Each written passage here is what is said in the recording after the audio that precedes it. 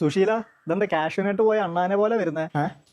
ഏയ്, ആകെ മൊത്തം കടം കയറി നടപ്പാടോ. കടോ? എന്ത് പറ്റിയടോ? 500,000 ഞാൻ തന്ന് സഹായിക്കാം. ഇത് എന്നെ കൊണ്ട് കൂട്ടിയാ കൂടുതൽ എങ്ങായി. വീട് പണിയാൻ വേണ്ടി ഭാര്യയുടെ പണ്ടം വിറ്റ് സ്ഥലം വാങ്ങി, എന്നിട്ട് ബാങ്കിൽ നിന്ന് ലോൺ എടുത്ത് തറക്കല്ല് ഇട്ടു.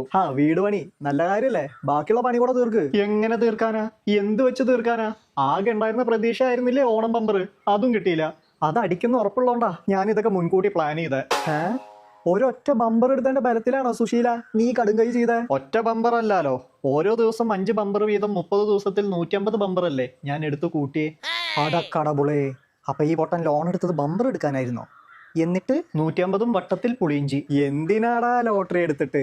എന്തിനു വേണ്ടി? ഒന്നിൽ പഴച്ച 150 എന്നാണല്ലോ. 150 പഴക്കുന്നു ഞാൻ പ്രതീക്ഷിച്ചില്ല. ഏതിനേലും അടിക്കുന്ന ഉറപ്പുണ്ടായിരുന്നു. എന്നിട്ടിപ്പോ ത്രികോണ മധ്യേ മൂലബിന്ദു കുടുങ്ങിയില്ലേ? എന്താ ചെയ്യാ, ഓരോ വിഡിത്തം.